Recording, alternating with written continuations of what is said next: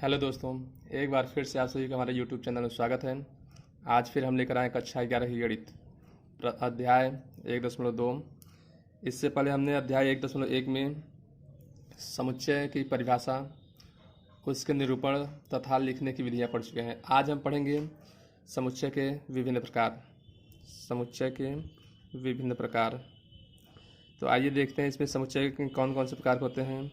समुच्चय के विभिन्न प्रकार।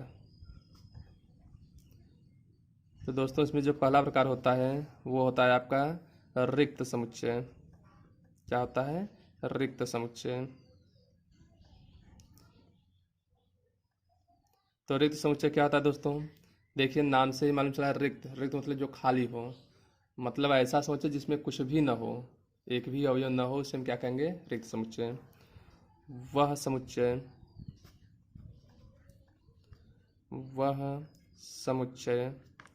जिसमें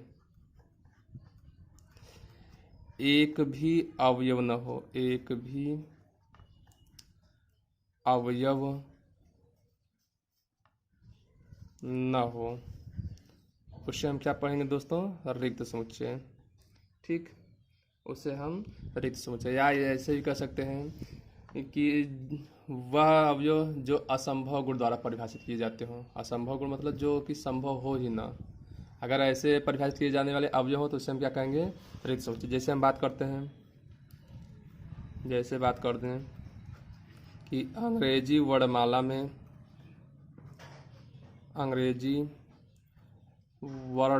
में अक्षर ए से पहले आने वाला अक्षर। तो दोस्तों बताइए, अंग्रेजी वर्णमाला में अक्षर ए से पहले कोई अक्षर आता है? नहीं, यह संभव ही नहीं। यह संभव है कि अक्षर ए से पहले भी कोई अक्षर आता हो। इसलिए यह क्या है? यह हमारा एक रिक्त समुच्चय है। क्या है यह एक रिक्त समुच्चय है।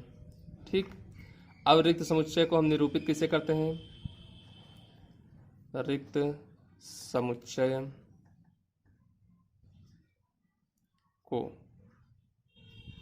समुच्चय को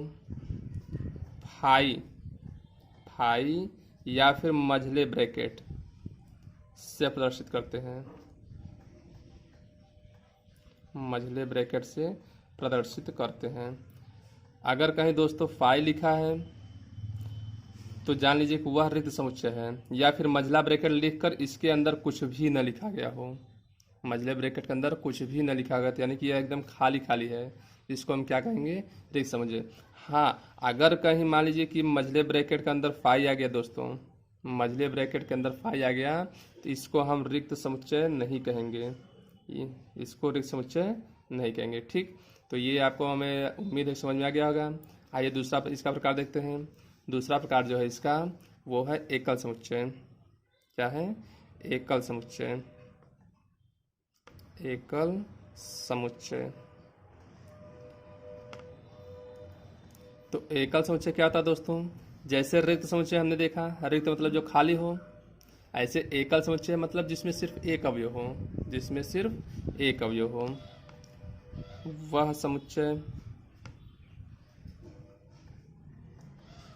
वह समुच्चय जिसमें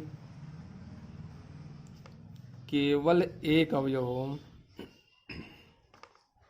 केवल एक अवयव हो, उसे एकल समुच्चय कहते हैं। क्या कहते हैं दोस्तों? एकल समुच्चय। जिसमें सिर्फ और सिर्फ एक ही अवयव हो, उससे ज़्यादा न हो, उसे हम एकल समुच्चय कहते हैं।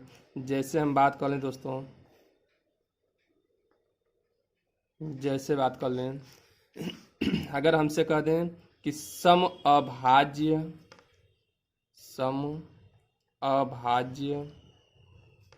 संख्याओं का समुच्चय, संख्याओं का समुच्चय। तो दोस्तों, आप अभाज्य संख्या जानते हैं? अभाज्य संख्या मतलब जो किसी से कटे ही ना, भाजित हो, जो किसी से भाजित ही ना हो, उसे हम अभाज्य संख्या कहते हैं। क्या कहते हैं उसे? अभाज्य संख्या। तो अभाज्य संख्या सबसे छोटी संख्या भाज्य कौन सी होती है? इसकी सबसे छोटी संख्या भाज्य जो होती है वो 2 से शुरू होती है। बाकी 2 के बाद 3, 5, 7, 11, 13, 17, 19 चले जाइए इसे। ये सब अभाज्य संख्या कहलाती हैं। ये क्या है? अभाज्य संख्या। अब दोस्तों हमसे पूछे क्या है? सम अभाज्य संख्या। तो इसमें सम अभाज्य संख्या कौन सी है? सिर्फ ये 2 है। 2 जो है सम भी है और अभाज्य। बाकी सब जितनी भी संख्या है सब क्या है? विषम संख्या। इसलिए अगर इसका आंसर देखा तो इसका आंसर क्या बनेगा? ये बनेगा सिर्फ और सिर्फ 2। सिर्फ और सिर्फ 2। तो देखिए इसमें सिर्फ एक अवयव है, तो इसका मतलब ये क्या हो गया? एकल समुच्चय। ठीक, यानी कि जिसमें सिर्फ और सिर्फ एक ही अवयव होता है उसे हम क्या कहते हैं? एकल समुच्चय। अब अगला देखते हैं इसका प्रकार भी। अगला प्रकार क्या था दोस्तों? अगला प्रकार होता है परिमित समुच्चय। परिमित समुच्चय।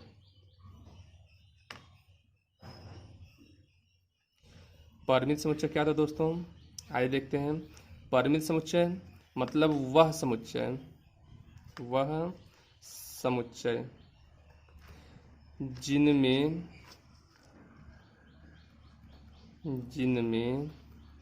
अवयवों की संख्या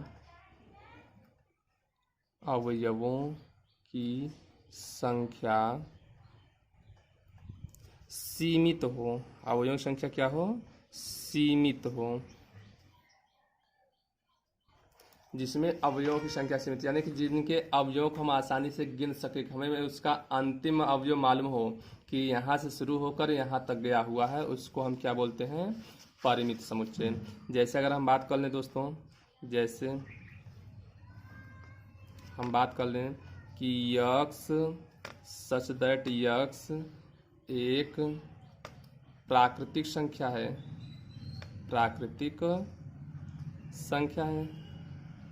तो दोस्तों आप जानते हैं प्राकृतिक संख्या का कोई अंत नहीं होता है, तो इसको तो हम परिमित में लिख नहीं सकते। अगर इसी में हम कोई इसका लिमिट लगा दें, कोई सीमा तय कर दें कि यह जो हमारा यक्स है, यह जो है less than or equal to 100, क्या हो? Less than or equal to 100, या तो यह 100 से छोटा हो या तो 100 के बराबर हो। तो देखिए अंतिम अंक हमको मालूम चल गया कि ये 100 से ज़्यादा जा ही नहीं सकता है। इसका मतलब यह परिमित समुच्चय हो गया। जैसे हम लिख दें कि 1, 3, 5, 7, 9, तो देखिए इसका भी अंतिम अंक हमको मालूम है कि यह सिर्फ यही 9 तक रहेगा, इसके आगे जा ही नहीं सकता। तो यह क्या है?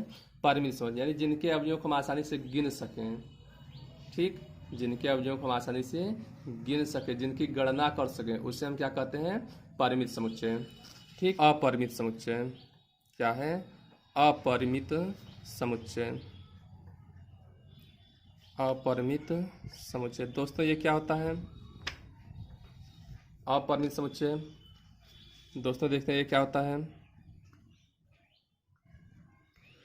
अपरिमित समुच्चय। जैसे अभी परिमित देखें, परिमित में क्या होता है कि अवयव संख्या सीमित होती है, वैसे अपरिमित इसमें अवयव संख्या सीमित हो ही नहीं सकती क्योंकि ये उसका विलोम है। तो अपरिमित में क्या लिखेंगे कि वह समुच्चय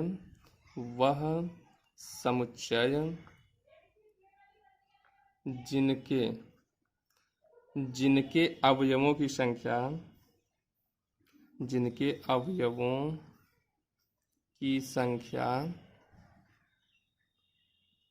सीमित न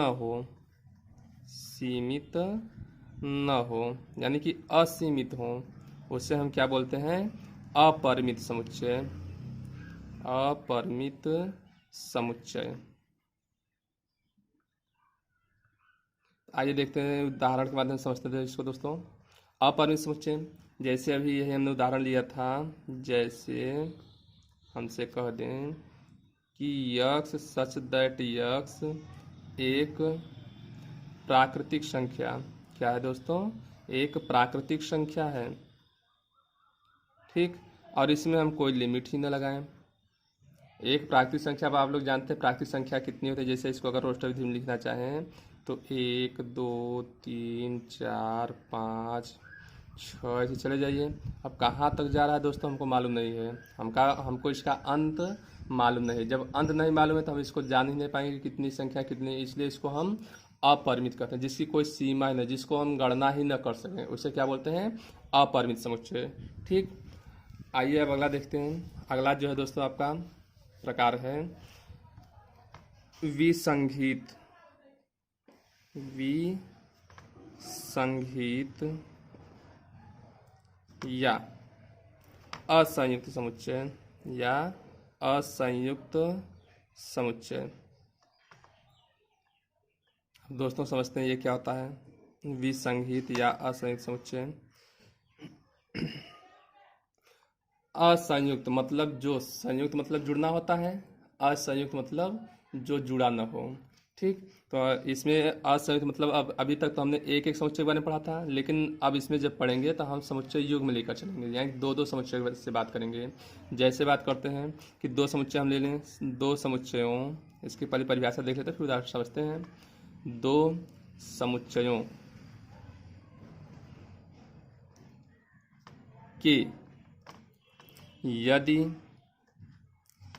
एक भी अवयव उभयनिष्ठ न हो, उभयनिष्ठ न हो,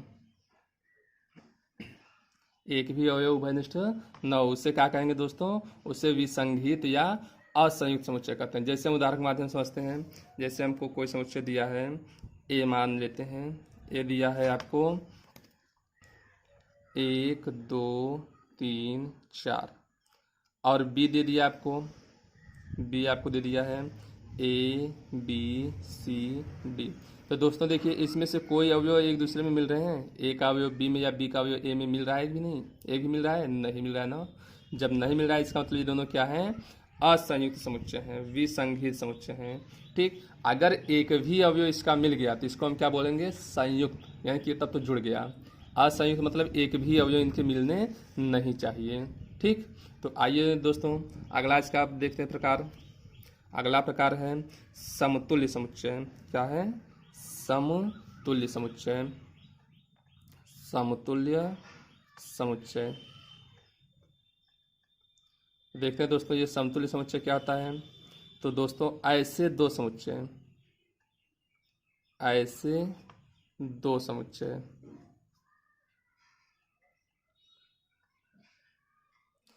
ऐसे दो समुच्चय जिनमें अवयवों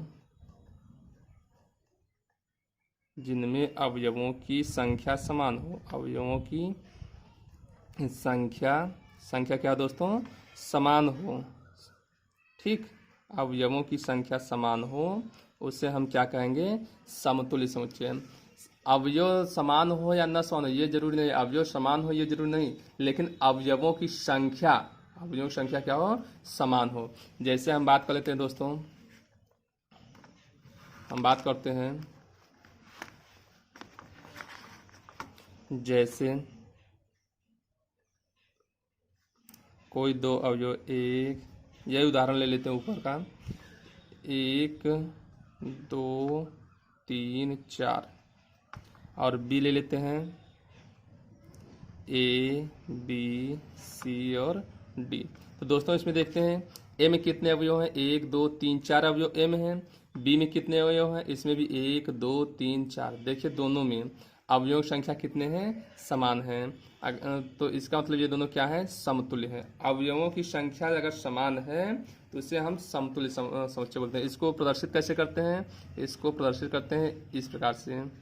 इसको क्या पढ़ा जाता है कि ए बी के समतुल्य है, ए बी के क्या है, समतुल्य है। अगर कहीं पर भी इस प्रकार का प्रतीक मिल गया तो उसको हम क्या पढ़ेंगे, ए बी के समतुल्य है। ठीक, अगला देखते हैं दोस्तों। अगला है सम समुच्चय या समान समुच्चय। सम समुच्चय या समान समुच्चय। सम समुच्चय या समान समुच्चय, अब ये क्या होता है दोस्तों, आइए देखते हैं। सम समुच्चय या समान समुच्चय मतलब ऐसे दो समुच्चय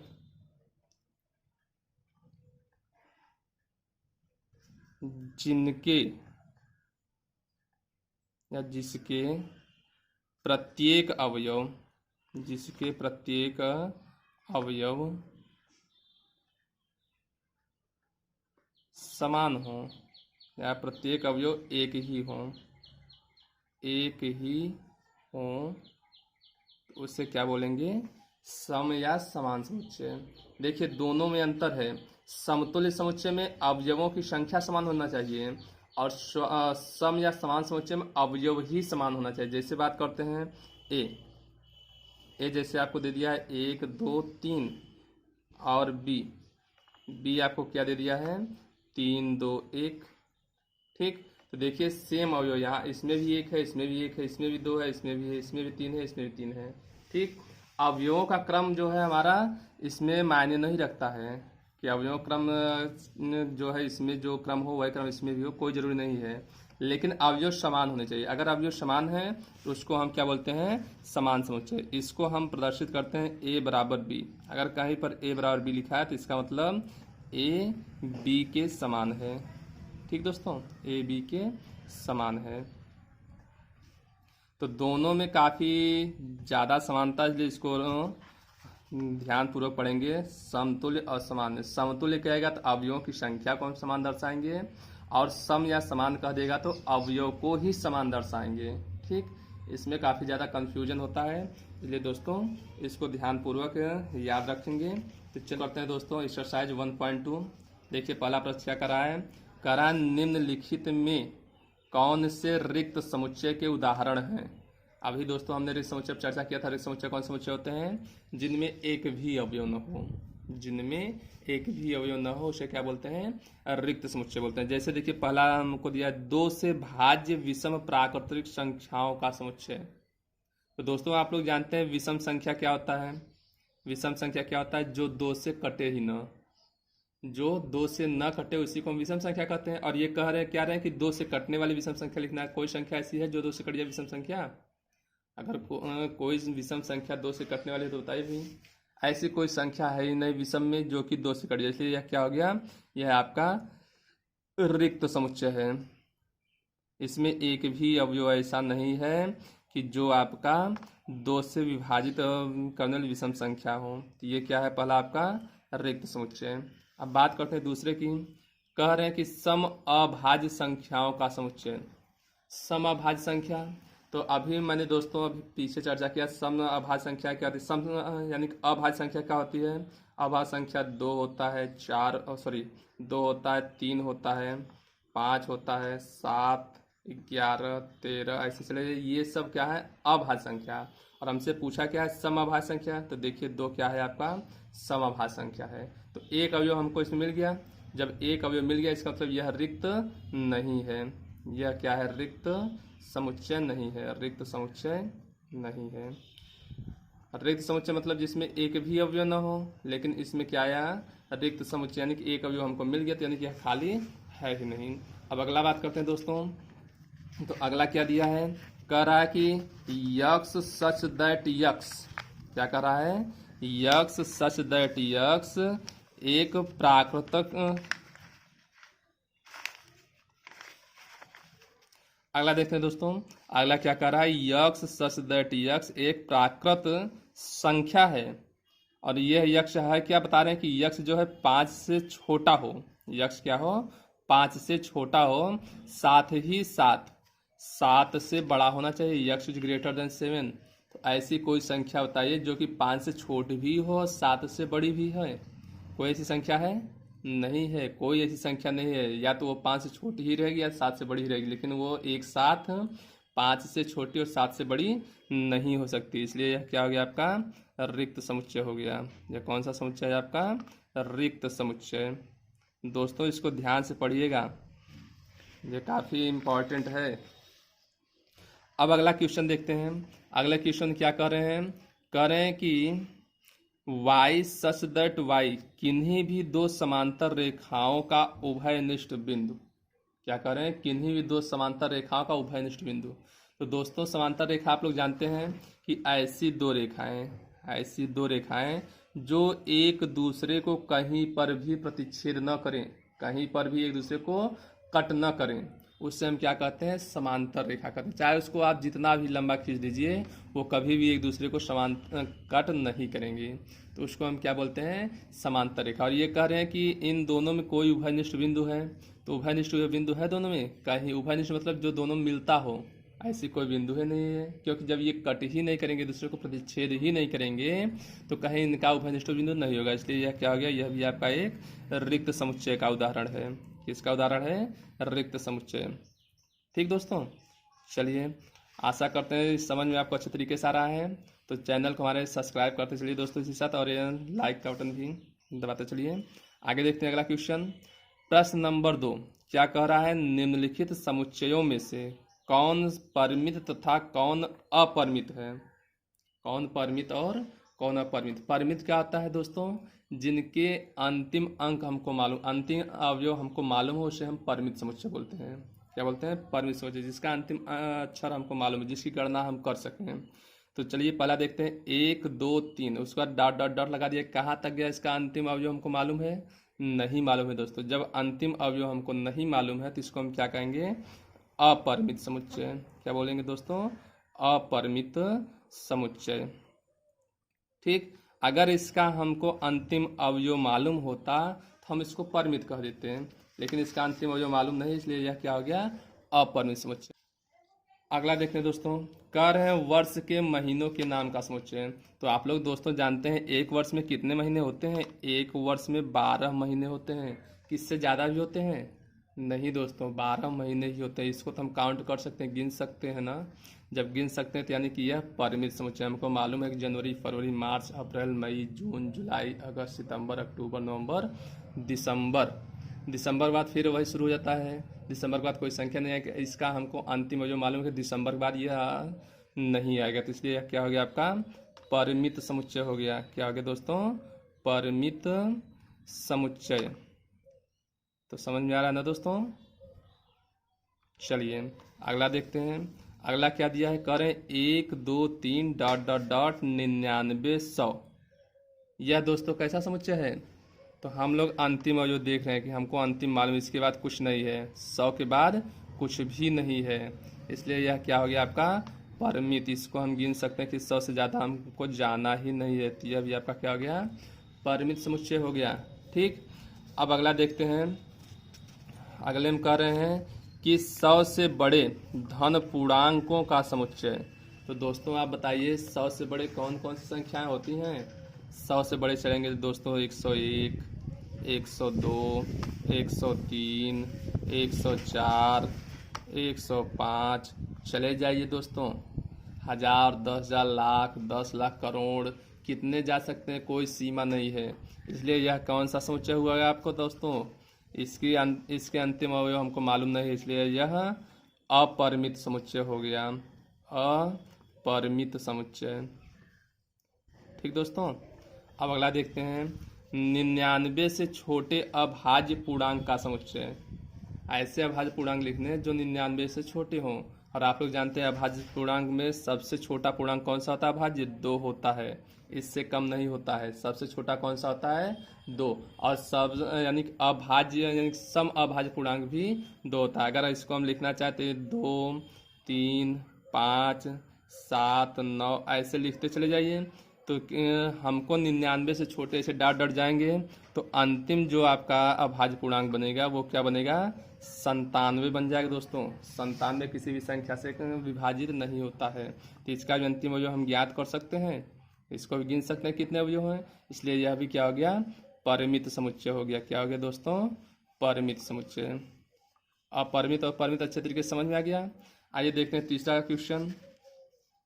तीसरे क्वेश्चन क्या कर रहे हैं कि निम्नलिखित समुच्चयों में से प्रत्येक के लिए बताइए कि कौन परिमित है और कौन अपरिमित। अभी हमने परिमित अपरिमित दूसरे क्वेश्चन पढ़ा है, सेम वैसा ही है। कह रहे हैं कि यक्ष अक्ष के समांतर रेखाओं का समुच्चय।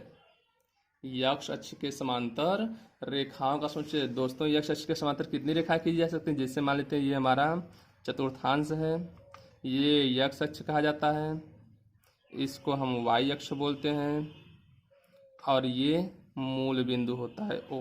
तो भाई अक्ष ये तो छोटे के अक्ष को हम बढ़ा सकते हैं, चाहे जितना बड़ा कर सकते हैं चाहे जितना चौड़ा कर सकते हैं।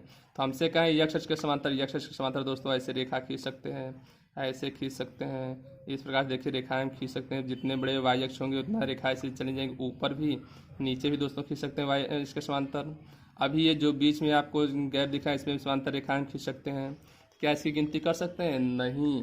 किसी एक लाइन के समांतर हम असंख्य रेखाएं खींच सकते हैं, किसी एक रेखा के समांतर असंख्य समांतर रेखाएं खींच सकते हैं। तो इसका मतलब यह क्या हो गया, यह आपका अपरिमित, हम गिन नहीं सकते इसमें कितनी रेखाएं खींची जा सकती हैं। ठीक, तो यह क्या हो गया आपका अपरिमित। ये दोस्तों अगला क्वेश्चन देखते हैं। तो अगले क्वेश्चन क्या कर रहे हैं, कह रहे हैं कि अंग्रेजी वर्णमाला के अक्षरों का सोचें।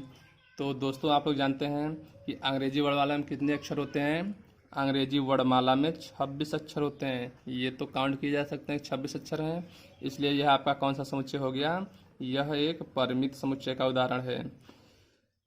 परिमित समुच्चय मतलब जिसको हम गिन सकें, जिनके अवयवों की संख्या को हम क्या करें, गिन सकें, वो क्या होता है? परिमित समुच्चय। तो अगला देखते हैं दोस्तों। अगला करा उन संख्याओं का समुच्चय जो 5 के गुणज हैं। क्या है? 5 के गुणज। 5 के गुणज मतलब 5 से जो कट जाएं, जैसे 5, 10, 15, 20, 25, 30 ऐसे चले जाए दोस्तों। ऐसे कितनी संख्याएं हैं? पता नहीं कितनी संख्याएं, असंख्य संख्याएं हैं जो कि 5 से डिवाइड, जिन संख्याओं के अंत में 0 और 5 है तो वो 5 से कट जाते हैं। ऐसी पता नहीं कितनी संख्या है जिनके अंत में 0 और 5 आएंगे। तो यानी कि यह आपके कौन से उदाहरण है भाई? अपरिमित समुच्चय का उदाहरण है। यह क्या है? अपरिमित समुच्चय। ठीक, अपरिमित समुच्चय। तो अगले क्वेश्चन क्या कर रहे हैं, कह रहे हैं कि पृथ्वी पर रहने वाले जानवरों का समुच्चय। तो दोस्तों आप बता सकते हैं पृथ्वी पर कितने जानवर हैं?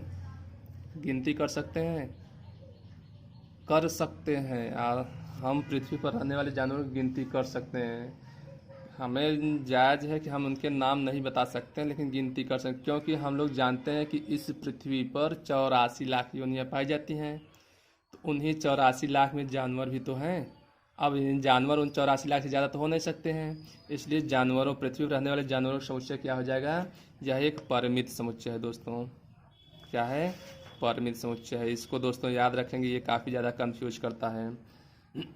पृथ्वी पर 84 लाख योनियाँ पाई जाती हैं और उन्हीं 84 लाख में जानवर भी होते हैं। यानी कि जो जानवर होंगे वो 84 लाख से ज़्यादा नहीं हो सकते हैं, वो 84 लाख के अंदर ही होगा। तो हम इनको गिन सकते हैं। ठीक, इसलिए यह क्या हो गया? एक परिमित समुच्चय है दोस्तों। अगला देखते हैं, मूल बिंदु से होकर जाने वाले वृत्तों का समुच्चय। कह रहे हैं कि मूल बिंदु से जाने वाले जो वृत्त हैं उनका समुच्चय ज्ञात कीजिए। तो मूल बिंदु से कितने वृत्त जा सकते हैं दोस्तों? आइए देखते हैं। ये है आपका मूल बिंदु। ये क्या है? मूल बिंदु। हम इससे होकर वृत्त खींचेंगे तो ये वृत्त ऐसे भी हो सकता है, ये वृत्त ऐसे भी हो सकता है, ये वृत्त और बड़ा हो सकता है। ऐसे कीजिए, ये वृत्त इस पर भी ऐसे खींच सकते हैं। वृत्त यहाँ से ऐसे भी खींच सकते हैं हम। वृत्त जो है यहाँ से और बड़ा करके खींच सकते हैं। इधर भी वृत्त खींच सकते हैं। तो दोस्तों देखिए इस पर कितने वृत्त खींचे जा सकते हैं कोई निश्चित नहीं है। हम चाहे जितना चाहे उतना खींच सकते हैं। कोई फिक्स है कितने वृत्त खींच सकते हैं? नहीं फिक्स है। इसलिए यह क्या हो गया दोस्तों? अपरिमित समुच्चय हो गया। मूल बिंदु से होकर कितने वृत्त खींचे जा सकते हैं? कोई निश्चित नहीं है, कोई निश्चित नहीं। इसलिए क्या हो गया? यह अपरिमित समुच्चय। आइए दोस्तों अगला प्रश्न देखते हैं। कह रहे हैं कि निम्नलिखित में बतलाइए कि ए बराबर बी है अथवा नहीं। ए बराबर बी है अथवा नहीं, यानी कि ये बात किसका कर रहे हैं? समान समुच्चय का। बराबर जो होता है समान समुच्चय का प्रतीक होता है। समान समुच्चय क्या होता है दोस्तों? जिनमें अवयव समान हो, प्रत्येक अवयव एक ही हो। ऐसे दो समुच्चय जिनके प्रत्येक अवयव क्या हो? एक ही हो, उन्हें हम क्या कहते हैं? समान समुच्चय कहते हैं। जैसे दोस्तों देख लें, इसमें पहला ए बराबर दिया है ABCD और बी क्या दिया है? DCBA। तो मैंने आपको दोस्तों बताया क्रम इसमें मायने नहीं रखता है, क्रम जरूरी नहीं है चाहे जिस क्रम में हो, लेकिन अवयव एक ही हो। जैसे इसमें भी ए है, इसमें भी है, बी इसमें है, इसमें भी है, सी इसमें है, इसमें भी है, डी इसमें है, इसमें भी है। इसका मतलब पहला क्या है आपका? समान समुच्चय। पहले में ए बराबर बी है। ठीक दोस्तों, हमें सिर्फ अवयवों को देखना है बस। अगर अवयव एक ही समान है, एक ही है, तो वो क्या हो जाएगा? आपका समान समुच्चय हो जाएगा। जैसे अब दूसरा देखते हैं, 4 8 12 16 और बी में क्या दिया है 8 4 16 18। दोस्तों जरा देखिए, इसमें 4 है, इसमें भी 4 है, 8 इसमें है, 8 इसमें भी है, 16 इसमें है, इसमें भी है, लेकिन इसमें 12 है, इसमें 18। अवयव समान है? एक ही अवयव है? नहीं दोस्तों, ये दोनों अलग अलग हैं, इसलिए यह क्या हो गया, A is not equal to B. A और बी दोनों क्या है, बराबर नहीं है। ठीक, आइए अगला देखते हैं दोस्तों। तीसरा नंबर कह रहे हैं कि ए जो है 2 4 6 8 10 और बी क्या कह रहे हैं, यक्स सच दैट यक्स समधन पूर्णांक है। समधन पूर्णांक आप लोग जानते हैं, 2 4 6 8 10 12 14, ऐसे चले जाइए, ये सब क्या है, समधन पूर्णांक। लेकिन इसमें और क्या कह रहे हैं, कह रहे हैं कि और x is less than or equal to 10, x या तो 10 से कम हो या तो 10 के बराबर हो। तो अगर इसको हम रोस्टर विधि में लिखेंगे तो कैसे लिखेंगे दोस्तों, 2 4 6 8 10, यह लिखेंगे ना। सम संख्या भी हो, 10 के बराबर भी है या 10 से छोटा रहना चाहिए। देखिए दोनों सेम हो गए, 2 4 6 8 दोनों है, इसलिए इसमें भी क्या हो गया, ए बराबर बी। ये भी क्या है, ए बराबर बी, समान समुच्चय आपका है। तो अगला देखते हैं। कह रहे हैं कि ए बराबर यक्स सच दैट यक्स, संख्या 10 का एक गुणज है। यक्स सच दैट यक्स संख्या क्या है, 10 का गुणज। 10 का गुणज मतलब इसको अगर रोस्टर विधि लिखना चाहें तो 10 10 दूनी 20, 10 तिया 30, 10 चौक 40, 10 से 50, ऐसे चले जाइए। ठीक, और बी क्या दिया है, 10 15 20 25 30। तो दोनों समान हैं? नहीं दोस्तों, इसमें 15 है, इसमें 15 नहीं है, इसमें 25 है, इसमें 25 नहीं है, तो इसलिए दोनों क्या हैं, समान नहीं है। ठीक, अब जो समान होने चाहिए दोस्तों, A is not equal to B इसमें है। ठीक, तो समान असमान समझ गए आप दोस्तों अच्छी तरीके से। तो चलिए अगला देखते हैं क्वेश्चन। अगला क्वेश्चन देखते हैं दोस्तों, क्या कह रहा है, कह रहा है कि क्या निम्नलिखित समुच्चय युग्म समान है। कारण सच बताइए। समान मतलब जिनके अवयव समान होने चाहिए, अवयव एक ही हो। समान मतलब ये है जिनके अवयव एक ही हो। तो ए हमको दिया है 2 3, बी क्या दिया है, x square plus 5x plus 6 का एक हल है। चलिए दोस्तों इसको हल करते हैं। तो यक्स स्क्वायर प्लस 5x को आप लोग द्विघात चतुर्भुज हल करना जानते हैं, इसको 3x प्लस 2x लिख सकते हैं दोस्तों। अब देखिए दोनों में यक्स कॉमन मिल रहा है, यक्स अगर कॉमन ले लें तो यहाँ बचा यक्स प्लस 3 प्लस 2 से दोनों संख्याएं कट जाएंगी, 2 बाहर कर दिए तो यक्स प्लस 3 बराबर 0। देखिए ब्रैकेट सेम है तो यक्स प्लस 3 को बाहर कर दिए, जब यक्स प्लस 3 को बाहर किए तो यहाँ क्या बच गया, यक्स प्लस 2 बराबर 0। अब बारी बारी से दोनों को बराबर 0 कर दीजिए, यक्स प्लस 3 बराबर 0, तो यक्स बराबर क्या मिल गया दोस्तों, -3 बराबर करेंगे यक्स प्लस 2 बराबर 0, तो यक्स बराबर क्या मिल गया, -2। तो देखिए जो बी आपको मिला, बी आपको क्या मिल गया, जब इसको हल किए तो -2 का -3 मिल गया। क्या मिल गया, -2 का -3। तो क्या दोनों बराबर हैं दोस्तों, नहीं बराबर है, एक प्लस है दूसरा माइनस है, तो ए जो है बी के समान नहीं है, ए जो है बी के समान नहीं है। अगला देखते हैं दोस्तों, कह रहे हैं कि यक्स सच दैट यक्स शब्द फॉलो का एक अक्षर है। X such that x follow का क्या है, एक अक्षर है। चलिए जरा इसको रोस्टर विधि में देखते हैं। तो मैंने बताया रोस्टर विधि में कोई भी अवयव एक से अधिक बार नहीं लिखा जाता है, कोई भी अवयव एक से अधिक बार नहीं लिखा जाता है, तो हमने एक एक बार सभी को लिख दिया। ऐसे बी वाला इसको भी अगर हम लिखें तो ये भी क्या होगा दोस्तों, अलग अलग लिखेंगे तो WOLF। तो क्या दोनों समान है, इसमें भी यफ के बराबर OLW मिल रहे हैं, सभी अवयव सेम है, तो इसका मतलब यह क्या है, आपका समान समुच्चय है। ठीक दोस्तों, आइए अगला देखते हैं। प्रश्न नंबर 6 कह रहा है कि नीचे दिए गए समुच्चयों में से समान समुच्चय का चयन कीजिए। समान समुच्चय मतलब जिनके अवयव समान हो दोस्तों, ऐसे ही हमें समुच्चय लिखने हैं जिनके अवयव क्या हो, समान हो। तो चलिए दोस्तों देखते हैं। जैसे ए दिया है 2 4 8 12, तो देखते हैं और किसी में दिया है 2 4 8 12, इसमें नहीं है दोस्तों, नहीं है, नहीं है दोस्तों, यानी कि ए किसी के समान नहीं है। बी की बात करते हैं, इसमें दिया है 1 2 3 4, तो देखते हैं तो ये नहीं, ये 1 2 3 4, यानी कि b जो है d के बराबर है। पहला क्या हो गया, b बराबर d है, ये समान है। कौन कौन से समान है दोस्तों, यही हमको छांटना है समान। तो देखिए दोस्तों, b बराबर d है, b के सभी जो d मिल रहे थे। इसी प्रकार देखिए e जो है -1 है, और g 1 और -1 है। तो दोनों देखिए मिल रहे हैं, अब जो हूबहू हैं, एक क्रम इसमें मायने नहीं रखता है, इसलिए यह क्या हो गया आपका e बराबर g। तो इसी के साथ आज का ये वीडियो समाप्त होता है दोस्तों। अगर वीडियो पसंद आया हो तो लाइक और शेयर करना न भूलें दोस्तों। धन्यवाद।